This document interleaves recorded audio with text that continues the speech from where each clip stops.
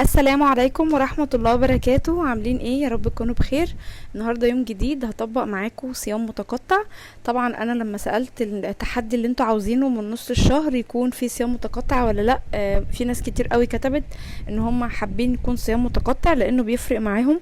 وانا من وجهة نظري حتى لو طبقناه 12 ساعة ناكل فيها و12 ساعة نصوم فده برضو كويس جدا، وفي ناس اصلا دي حياتها من غير ما ياخدوا بالهم والموضوع هيبقى بسيط. وكمان حتى لو مش عايزين تطبقوا صيام متقطع فطبقوا اليوم عادي من غير صيام متقطع. يا ريت ما تنسوش تعملوا لايك للفيديو وتشتركوا في القناه قبل ما نبدا، عايزه لايكات كتيره قوي. عايزه دعم وتشجيع بلايكات وتعليقات، عشان طبعا القناه ترجع زي ما كانت عشان فتره الغياب اللي انا قلت لكم عليها الفتره اللي فاتت. وشكرا لكل الناس الجميله وتعليقاتها الاجمل.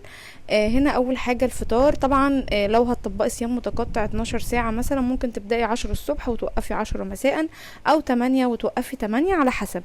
ممكن بعد كده نزود بالتدريج، مثلا نخليها 14 ساعة صيام، 16 ساعة. هو ده على فكرة حلو جدا، وكل ما بتدخلي يعني جسمك في حالة جوع وطبعا بتشربي مية ده بيساعد على حرق الدهون بشكل اسرع، وكمان الصحة وهرمون الجروث هرمون او الهرمون النمو بيزيد في الجسم. طبعا ده بالنسبة للناس الكبار، يعني لو اطفال صغيرة ما ينفعش خالص. تمام. هنا اول حاجة عملت بيض اومليت كده، ضربت البيضة مع شوية ملح مع كمون، والاومليت ده بيبقى حلو قوي. حطيت زي ما انتوا شفتوا قطعة زبدة صغيرة، ولما ساحت كده فردتها في الطاسة ونزلت بالبيضة لما السمنة سخنت. واسهل طريقة لعمل البيض وطعمه حلو جدا، وتغيير عن البيض العادي او اللي احنا بنحط عليه ملح وفلفل، ده بيبقى طعمه حلو كده وتغيير. يعني ممكن تحطوا بقى خضار، فلفل، طماطم، بصل، يعني الاول تحطوا البصل الاول يدبل، وبعد كده حطوا الطماطم والفلفل، ولما يدبلوا حطوا عليهم البيض. برضو هيبقى حلو وهيبقى غني جدا بالفيتامينات بقى عشان خضار، وكمان هيبقى مشبع. وممكن تحطوا كمان معلقتين شوفان لو انتوا حابين تستغنوا عن النشويات في وجبة الفطار. هيبقى وجبة متكاملة كلها، يعني مش محتاجين فيها نشويات. طيب لو انا هاكل عيش، اخد قد ايه عيش؟ لو احنا لسه مبتدئين ممكن ناخد نص رغيف عيش. لو وزننا كبير فوق ال100 كيلو ممكن ناخد رغيف عيش. خصوصا يعني الرغيف البلدي صغير جدا دلوقتي، فالرغيف هيبقى يدوب كويس قوي. هنا بقى بقطع خضار. طبعا لازم الوجبة تكون متكاملة، بروتين وكارب وخضار.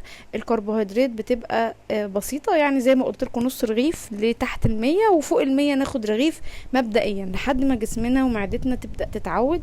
هنبدأ نقلل كمية العيش. ممكن كمان بعد كده لما نبدأ التحدي ما ناخدش نشويات في الفطار، او زي ما قلت لكم ندخل مثلا معلقتين شوفان في الوجبات، هيبقى احسن من العيش.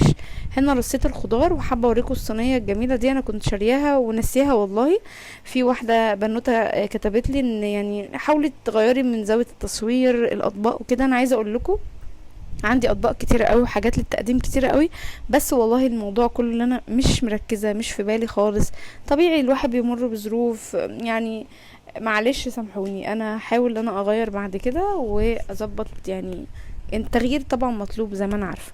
هنا بقى الاماكن دي زي ما وريت لكم كده، دي ممكن نحط فيها اطباق صغيره نحط فيها الخضار او اي اكل تاني معانا. حطيت الاومليت كده، قسمته كده كانه اتنين، يعني تنيته، وحطيت النص رغيف، وحطيت طماطم وخيار وفلفل زي ما انتم شفتوا، سوري، فلفل وخيار. وهنا كوبايه حليب كده. وريت لكم المج وحجمه كبير قوي فما ريتوش على الاخر. الحليب ده حليب يعني في البيت انا بجيبه اغليه احسن وانضف من البره، يعني عشان مواد الحافظه وكده. وبستخدمه بقى في البيت، بيبقى جميل جدا، وبتقدري تشيل القشطه من عليه تاني يوم تستخدميها في اي اكل. ممكن تحفظيها في الفريزر، تعمليها زبده بعد كده لما يعني تكوني مجموعه كبيره او كميه كبيره وتضربيها في المضرب او الميكسر، يعني او العجان، على حسب المضرب بتاعك، وتعمليها لحد ما بتطلع المية بتاعتها وتبقى زبدة تقدري تستخدميها، بدل ما تروحي تشتري زبدة غالية. يعني دلوقتي الاسعار غالية جدا، فانت تقدري تعمليها في البيت. هنا بقى عملت القهوة زي ما انتم شايفين. المعلقة دي بتاعة المج اللي انا كنت واخدة فيه اللبن في الفطار، معلقة صغيرة كده جاية معايا. حطيت 3 معالق بقى من البن، لان المعلقة دي صغيرة. وطبعا ممكن لو انتوا بتحبوا السكر حطوا حاجة بسيطة سكر. انا ساعات بشرب القهوة من غير سكر، وساعات بحط طرف المعلقة كده، يعني حاجة كده بسيطة اللي هي القهوة على الريحة. وهنا صبيت القهوة، وده طبعا بعد الفطار بحوالي ساعتين. انا مش باخد، يعني ساعات باخد القهوة مع الاكل، وساعات اصلا بجهزها او بجهز لو قهوة بحليب بالذات مش بيفرق معايا بردت او لا، ممكن اخدها عادي بعد الفطار بساعة او ساعتين عشان طبعا الحديد وكده. هنا بقى الذرة اللي انا كنت بسويه، هتلاقوا الطريقة يا جماعة في الفيديو اللي فات، فيديو مخصوص عن طريقة الذرة.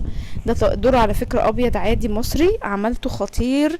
شوفوا بقى طريقة سلقه موفر جدا. يعني عايزة اقول لكم جايبة يعني ده الواحد ده انا اسماه طبعا، الواحد مش واقف حتى، يعني مش جايب 5 جنيه، انا جايبة الاتنين ب5 جنيه، وده واحد بس مقسوم. طبعا انا كنت عاملة 2 زي ما وريتكم في الفيديو اللي فات. حطيت له بقى يعني شوية حاجات كده عشان الفايدة وعشان اللون الجميل ده، طعمه جميل قوي، ولادكم هيحبوه. هاخد منه سناك، انا هاخد قطعة واحدة، يعني انا اخدت اصلا قطعة واحدة مش 2، بس كنت بوريكم. وحطيته كده في الستيكس دي، او اللي هي العصيان بتاعة الشيش طاووق او عيدان الشيش طاووق، بتسهل الاكل كده، ويعني تغيير تركاية كده. وممكن كمان تحطوا عليه زبدة او توابل او اي حاجة تحبوا تضيفوها، بجد جميل قوي. الوصفة هحطها لكم في اخر الفيديو ده، وهتلاقوها في الفيديو اللي فات على طول على القناة. اتمنى ان انتوا تشوفوها، يعني عايزة برضو ترفعوا الفيديو التاني باللايكات والتعليقات عشان يوصل للناس كتير، لان الوصفات مش بتجيب، يعني محدش بيشوفها او مش بتجيب مشاهدات قوي. فانتوا بقى شوفوا الطريقة على الفيديو اللي فات. هنا يا جماعة بعمل كوسة الغدا. قطعت الكوسة طبعا، نضفتها كويس من بره كده، وشلت الطبقة الخارجية بالراحة، وقطعتها وحطيت عليها ملح. طبعا هحط فلفل اسود. في الخضار مش بحب اضيف توابل كتير عشان ما تضيعش الطعم، هو ملح وفلفل بس. جربت قبل كده احط بهارات بقى وبابريكا وكاري وكده على الخضار، بيغير الطعم، مش بحسه طعمه حلو. لكن الحاجة بطعمها كده، شوية ملح على شوية فلفل فقط، بيبقى حلوة جدا. ممكن التوابل التانية دي نحطها مثلا لو عاملين شاورما على الفراخ، بتدي نكهة تحفة، والسبع بهارات وكده، او على اللحمة عموما يعني. لكن على الخضار بلاش نحط حاجات تضيع طعمه.